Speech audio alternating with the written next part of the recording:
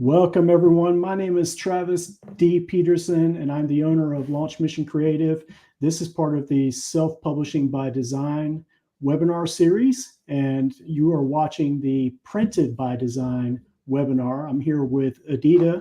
I don't want to mispronounce your last name. Can you say it for us? No, don't do that. Ramoniene? Yes, almost. Oh, Woohoo! okay. Edita is the CEO, I believe, for Print in Baltic, which is based in Lithuania. And so we've got some questions that we're going to bounce back and forth together today. And first, I just want to give a little update with things because this whole webinar series has kind of been around my Kickstarter campaign. And to be quite honest, my campaign for Never Ever Build a Blanket Fort has not been going so well. It's not at the percentage that I had hoped. We're at the halfway point now. And so the big announcement that I have to make right now is that I am canceling that campaign and I will be running pre-orders directly on my website. And you can go to travisdpeterson.com to pre-order my book, and that price is actually lower than what you would get it on Kickstarter. So I'm offering the book for $11.97 US dollars, and that's below the retail price and better than you would get it on Kickstarter. So you can go there to pre-order, to reserve your copy today, and these copies will be printed by Edita's company. I'm so excited to have her with me. Edita, your company printed my first book, Ada and the Helpers, and I was so impressed with it. And I've been trying to get as many people as possible to go with you because I think it's such a great company. But if you could just introduce yourself and tell us a bit more about your background and what you do. Okay, so my name is Edita Ramoniene, and I am working in printing industry probably more than 15 years. I have finished bachelor and master degree in printing technology, and I worked in the biggest probably printing house in Lithuania for a few years. Then I got possibility to work in a Swedish based company, which they were print brokers. And then maybe it was the start when Printing Baltic appeared, because I decided to learn myself Swedish, then Norwegian. And I got such possibility with a few people from Norway to start my own company and work as a print broker. So we did that, and the point was to suggest almost maybe all solutions for our clients' needs under one roof. And this is how I started my own business. Now I'm working mostly only in Lithuania with the printing houses, which I know quite well, and I have possibilities to go into the production, and I know people who are working there. So that's would be my background. Yeah, okay. I didn't know there was so much connection with Norway, so that's really great. If anyone doesn't know, I'm also based in Norway. I'm American, living here for 5 years now, and so that's interesting. I knew there was a connection with Sweden, but didn't Yes, know about my the connection here. my first two colleagues were from Norway, but they had their own companies, so they were maybe more keen to check what we can achieve and what benefits they can get. But these guys were plus 60, so they decided to leave me alone here and continue with their own companies. Okay, yeah. So before you even got into print brokering, what sort of inspired you to even get into the industry? It may sound strange, but when I was when I was finishing the school, I had no clue what I would like to do. My sister was going to university, and she was studying printing. And she said, "Come on, come with me, and let's check what we are going to get there." So I picked from different areas what I would like to do after school, and I got place in the university in Kaunas, technology. And then I started to learn graphic design and printing technologies. In the very beginning, it was quite boring because we had math, physics, chemics, what was not so interesting for me. But when we got possibility to go to different printing houses and to talk with people who are working there, it looked maybe it can be promising.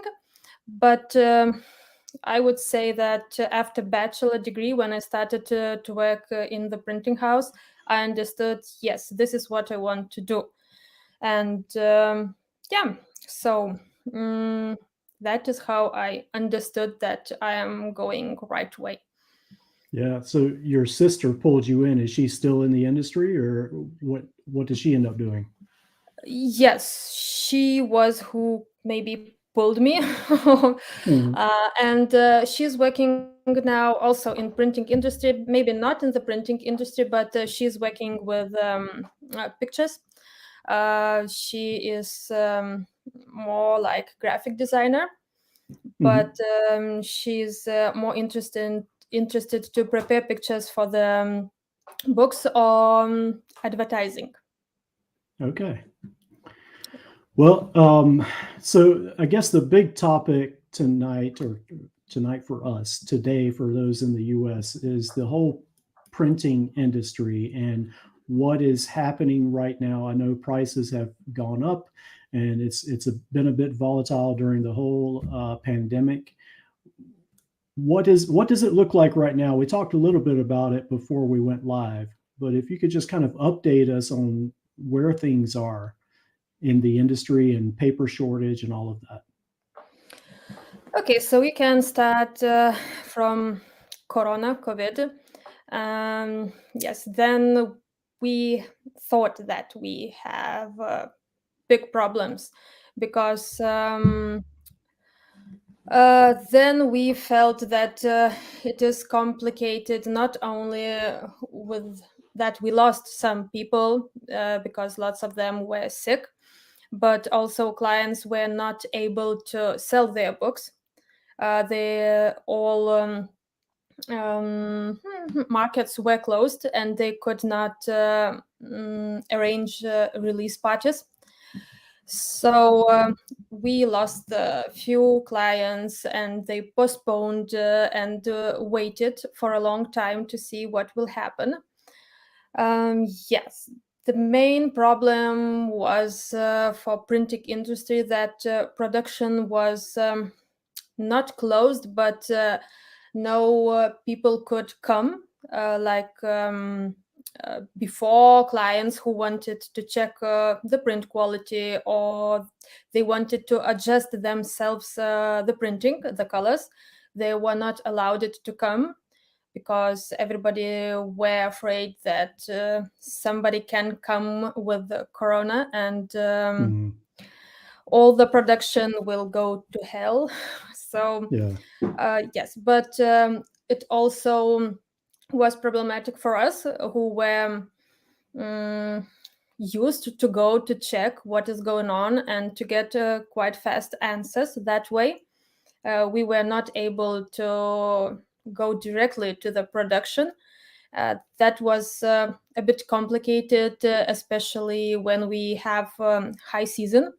And high season is from, we can say, August till December, Hmm. when everybody wants to print their own books before Christmas and to sell them. Yeah, so we thought that Corona is a big problem, and we were whining and not happy that we have to work from home. But last year in autumn, we faced another problem: paper prices. They started to rise very fast, sometimes without any information. Sometimes we were informed with special letters from suppliers that after 1 month or 2 weeks the prices will rise, but we had no clue how much or which paper. That was complicated because all the clients and all publishers, I think you know that well, they are planning to the future. They are not going to print next day or after week. Sometimes it takes few months, but sometimes it can take half a year or year. So when you send an offer and you are saying that the offer is valid, okay, maybe 1 week, and you are not sure, then we got panic. Not only printing houses, but also our clients. There were lots of articles about this situation, and yes, some of them said that publishers are not getting enough information from printing houses about the situation, but the point was that we had no such information.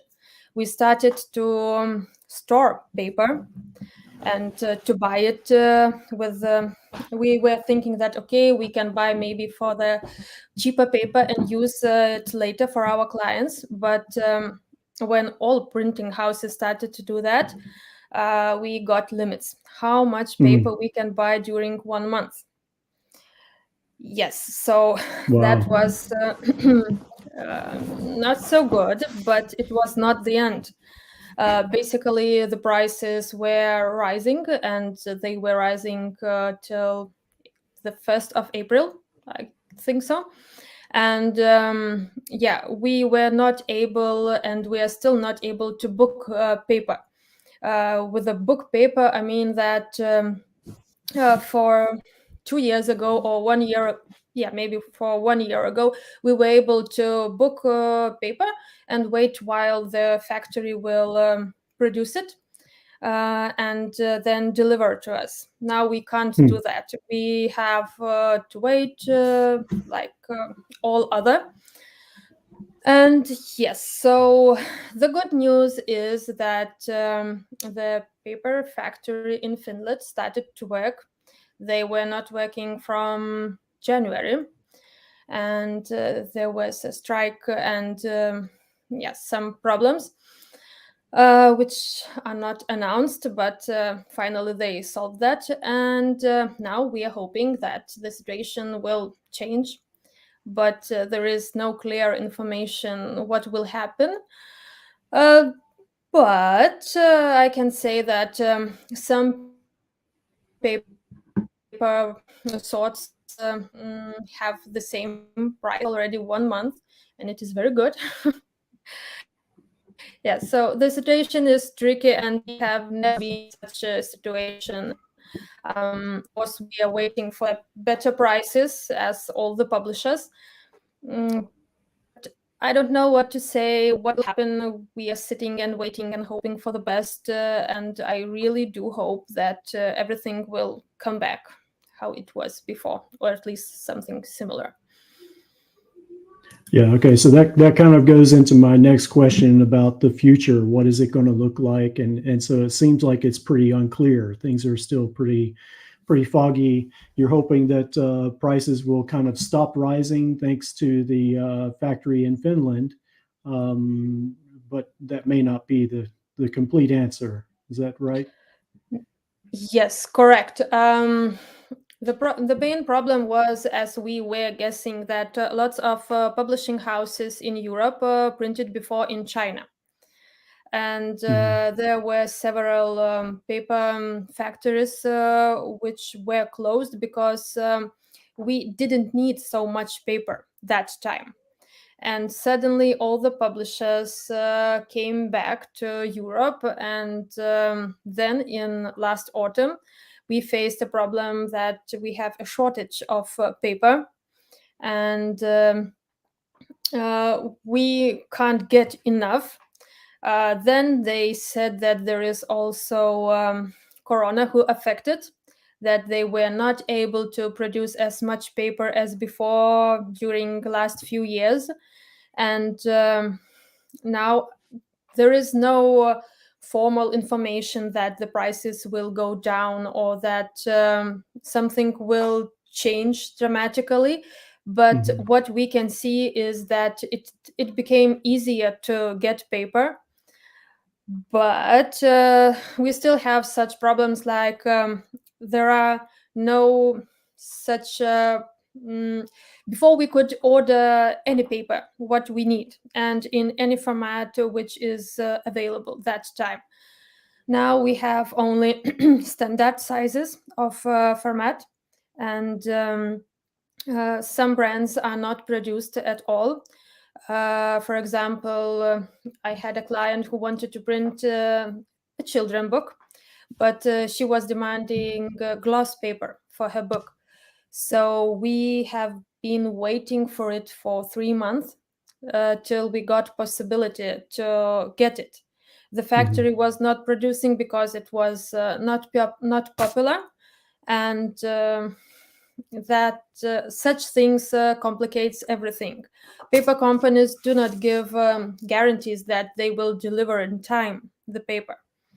So sometimes we get in such situations when we planned to print tomorrow, and we get last day that the paper will not come.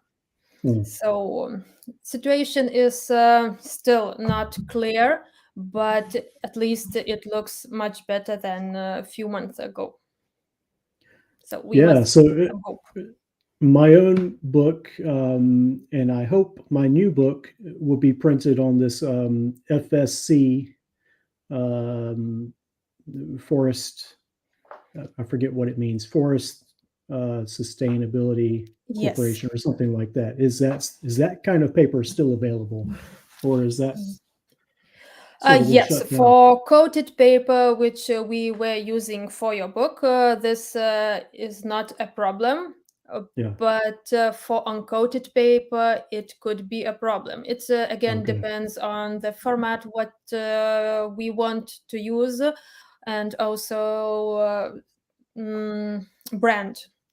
Yeah. So at the moment, this is not a problem. Yeah. Okay. So let's talk a little bit about print on demand versus offset printing. As a designer, I deal with a lot of authors who either use one or the other, or they combine both services. So, what can you tell us in your own words? Why should an author choose offset printing versus print on demand, such as Amazon or Ingram Spark or these other companies? Yes, so we can start from that. Print on demand in Baltic states is not so popular yet, I should say. And the difference is self technology. Offset is giving better quality, and I do understand why the authors want to use print on demand, because when we are using offset, we must print the whole quantity, and we can't print a few books, and it is always cheaper to print higher volumes with offset printing. But the other difference, and maybe the most important, is I don't think that people can get such services when they are using Amazon, for example. Like you print in ordinary printing house, which is using offset, because we are checking files very carefully. You have direct contact with the person who is taking care of your files, and maybe that is some kind of security that your book will look like it should be. But of course, then you are printing higher volumes. So basically, I would say that quality is much better. And of course, the other thing now I realized is that offset can print lots of different formats of the book. We can use a big variety of paper.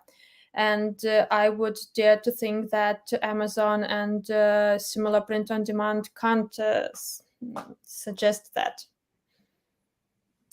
Yeah, and I think that's a very good point, that you have the quality check with offset printing, but the quality in general is so much better. You use a thicker paper, you have different paper options to choose from, different finishings. You also have the sort of specialty things that you can add, like spot UV and foil, that maybe we'll talk about later.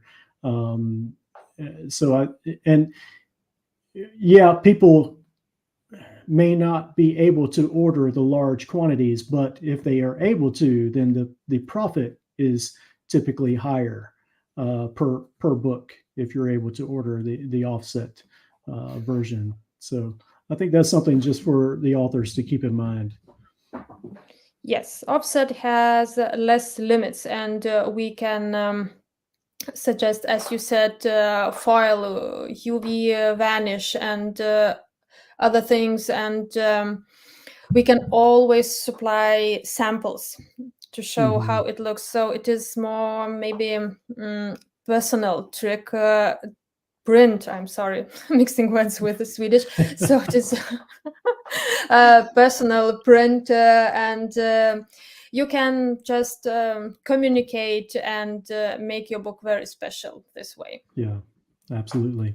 So what are some ways that authors can reduce the cost of printing? So we talked about the paper options, and maybe it is a little more narrow now than it was, but you still have plenty of paper options. What are some ways that authors can cut down on that cost other than buying less books? What can they do? At the moment, impossible. No, yes. As you know, the paper prices became higher, almost 50%. Some other papers even more. But the point is that the format and the paper, these are the parts where we can play around and try to reduce the price. So there are ordinary papers like coated, uncoated, and there are premium quality papers like papers from München, and their prices are much higher. So if you want to save money, then you should order ordinary papers, not to look to something very luxury. Again, as we said before, the quantity. The volumes should be higher if you want to get your unit price lower. Binding type, probably for children books, it is mostly hardcover. And if we are printing small quantities like 200 or 300, so prices for hardcover and softcover are quite similar. Yeah, what else? Yes, if you want to go down with the price, then we should not think about foil, decutting, printed end papers, or all such extra things. Yeah. But then not we as printer, but you as a publisher, you can make something wonderful with the design of the book. And then it doesn't matter on which paper you have printed the book, if the design is attractive and eye-catching, so it will look perfect anyway. Yeah, that's a very good point. And so maybe cutting back on things like the foil, of course, and dust jacket, and talking about the paper choices. Maybe even, I don't know what the price difference between paper weights would be, but maybe if you could go with a thinner or lower paper weight, would that change the price any? Yes, you can always go down with the grammage, the weight of the paper, but you have to have in mind that thinner paper also means that if your book contains lots of pictures and intensive colors, they will get through the page. Mhm. And I don't know, is it a good idea for children book?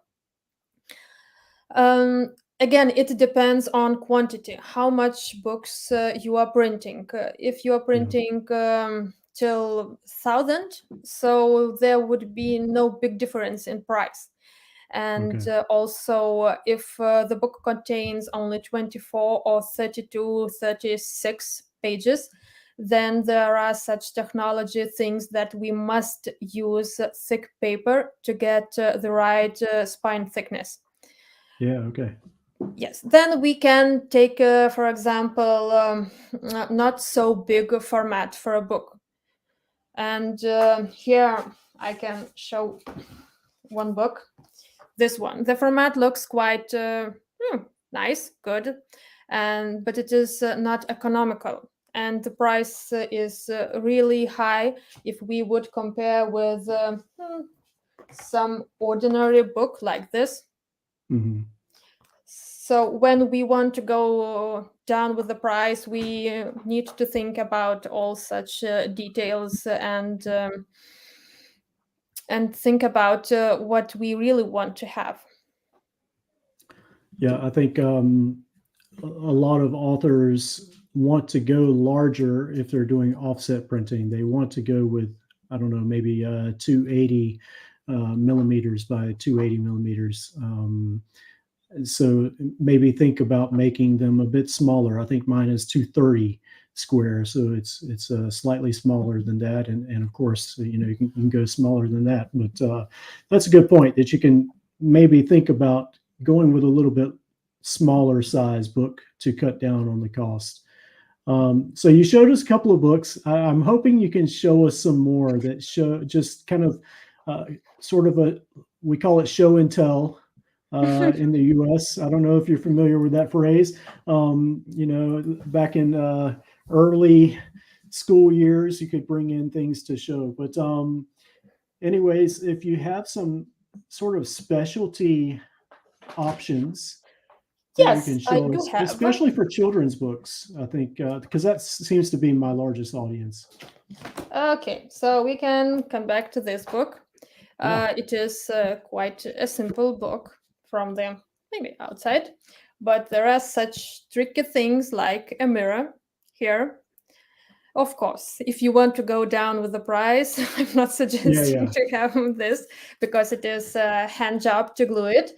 But yeah, so you can think about such things and include into a book. Also, you can use transparent paper to use it in the inside in the book. Yes, another thing we were talking about was foil. Here we have blue foil. I don't know, can you see it quite good, but it is It's shiny. just a bit. Yeah.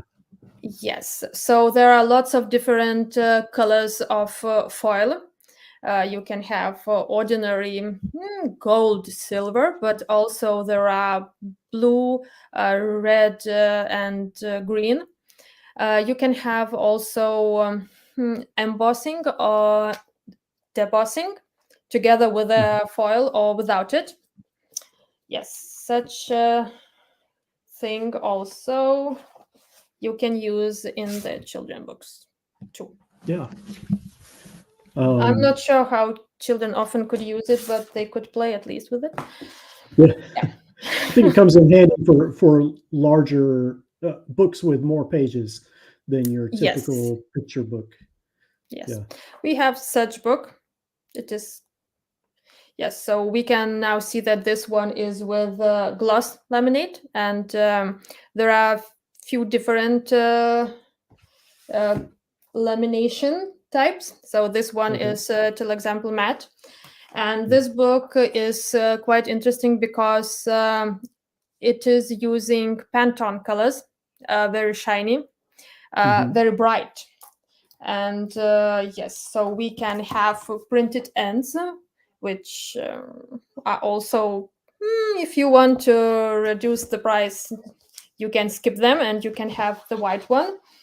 Yeah. When it comes to the trend of the children book, I would say that now there are no trends. And before, I would say all the books, children books, were looked quite similar. Everybody used the coated paper because we knew that print on the coated paper is more vivid than on uncoated paper. Mhm. But now I would dare to say that it is 50-50. Really? We are, yes, and maybe books for older children are mostly printed on uncoated paper. And this book is also printed on uncoated paper. And as you can see, the colors are really nice. Yeah. Yeah. What else here? Yes, we again have foil combination with embossing. I don't know. Yes, so I can see the foil. Yeah.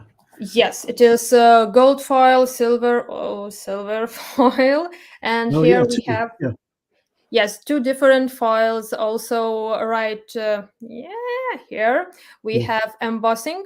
It's like a moon.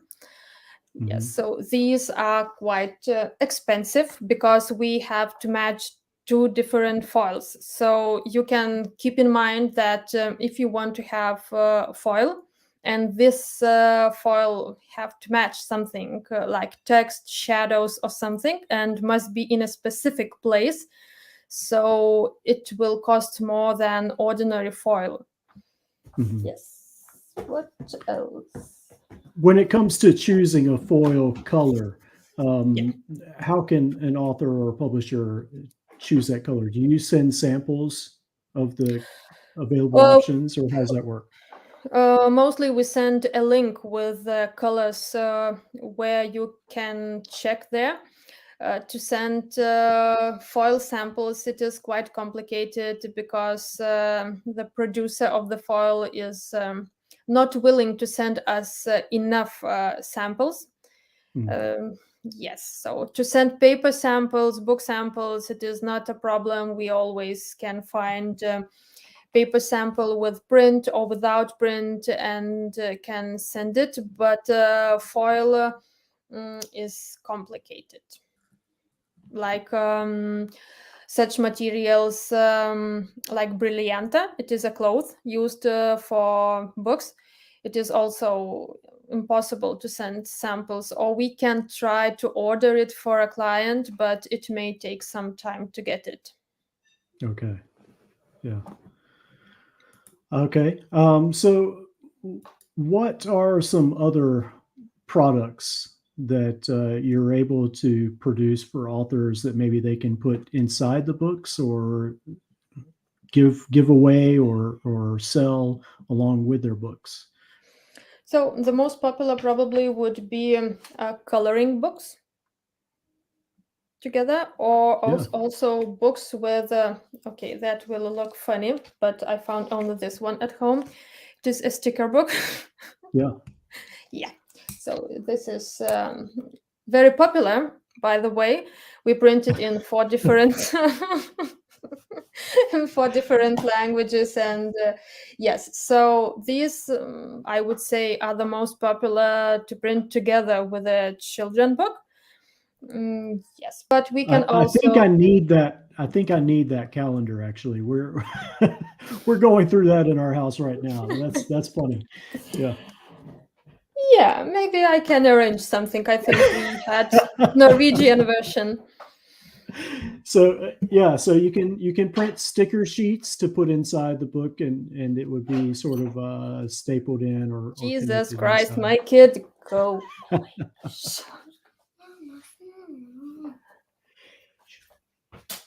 Yes, sorry for that. I'm You surprised mentioned mine that you hasn't are walked in yet. yeah, so we can proceed. Yeah, so stickers was an option. You mentioned coloring books. Were there any other extra things that you're able to do? Yes, we can make yes, playing cards, but it depends on quantity and how difficult, because there are special printing houses who are making only such card games, and of course their prices then can be better. But Mhm. yeah, we are making such things, and also board books, but I think I don't have a sample. It is a children book with very thick pages, suitable for kids maybe from till 3 years old. Yes, Yeah. so these can have decuts and some interesting stuff in it. Yeah, those are really fun. Like you said, die cuts or decuts, as you said. Yeah. Um, and what I think I had one priced out before, but it was quite a large board book. So I think a more standard size board book is how does it compare to like a hardcover book in price to have it printed? It is much higher price. It has it, Mhm. and it is because basically one page is made from two pages, and they are glued. And for such books, we are using cardboard, and cardboard prices are very high. They are more than 50 or 60% higher than we had 1 year ago. Yeah. So it is cheaper to print a hardcover book than to make a board book. Hmm. I understand there's a bit of a drying period after having board books printed. Is that correct? Yes, but the printing house is taking care of that, and we are not sending the books right away after we Hmm. have produced them and packed. But when if we are talking about drying period, I would like to mention that if you are printing books in late autumn or winter, and especially if the format is quite big or landscape, then we are suggesting to, when you get the books, not to open them, the boxes, very fast, and let the books to stay in your room in a place where there is no high humidity or it is not so hot, because Hmm. if you will take and unpack the books right away when you got them, your covers will bend, and Okay. it is because the paper is alive. We can say that. Yeah.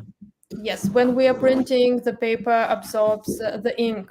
Then the paper is drying. But when we are delivering the books from Lithuania to other countries, books are getting through quite a lot, different temperatures, so humidity, and that's why they must acclimatize and stay a bit calm in their boxes, at least 24 and even better 2 days. Yeah. Okay. So I have a couple of fun questions that I did not give you before. I'm calling this sort of a lightning round. And so the first one is, what was your favorite book as a kid? And I understand it most likely was not in English. So you'll have to tell us what the book was in English. Now I have a better answer. I hate Yeah. to read books when I was in school. Yeah. Okay. Yes, I hated to read them, and it was a disaster for me to do all my homework and to write about the books I have read. That is the funny part, because I'm forcing my own kids to read the books, and my mom is Yeah. always saying, "You remember about yourself." So, yeah, but I do read books now, and I think I'm reading much more than other adults are reading. And yes, maybe I will find some nice children book now, but Yeah. no, I have no nice remembering something about a book. And of course, Yeah. like you said, our books were quite different. I bought once a Lithuanian book for my older kid, a real old Lithuanian book with stories from old ages, and we started to read it, but unfortunately we had to put it away. There were stories about dead people who were hunting small kids. Yeah, so maybe this one is my favorite yet. Yeah. Okay. So, other than the one you just talked about, what was the last book you read to your kids? Last book I read. Okay, so one of my kids is 10 years old and he is reading himself. At least I hope so. Yeah. But the other one, and here in Lithuania, we have such series of books it is called Kakemake, about a little girl. And each book is different and reflecting situations in which our kids are getting during each day, like when parents have no time for kids, and the author is trying to explain this way why parents sometimes have no time, but how kids can get attention and that they would not be mad. And I guess Mm. we have 6 or 7 books. So these are the favorites, and why kids should brush the teeth. Yes, this one is the best, I guess. That's an important one. Yeah. Yes, to read. Okay. Yeah. Edita, thank you so much. This has been so informative for not only myself, but for anyone who's watching. And I think it's nice to sort of hear from your end what's happening in the industry right now, and why are the prices going up so much, and when can we expect it to turn around? And unfortunately, there's no good answer for that. It sounds like, but we're doing what we can to keep prices down, but also in the offset printing industry, there are these extra special things that we can add to books for those that are printing in larger quantities that can afford those extra things, and it's not a huge markup when the quantities are so high. So I think that's something to keep in mind for authors who can afford those. A few thousand, 5,000, 10,000 books at a time. It's really helpful. So, Edita, thank you so much. It's been wonderful talking to you. And I just want to remind anyone that if you go to my website, travisdpeterson.com, you can order my book, Never Ever Build a Blanket Fort. It is available for pre-order now. And I am excited to get this book out. It's a fun start to a brand new series, I hope. And so go to my website and check it out, see what you think. And that's it for this webinar. On Thursday, I will be talking to Lisa Furland, which Edita knows as well because she has printed books for her. Lisa Furland is a crowdfunding expert. And so we'll be talking about crowdfunding, and especially what happens when your crowdfunding campaign fails, like mine is. So we'll have plenty to talk about this coming Thursday. So Edita, again, thank you so much and have a wonderful day. Same to you.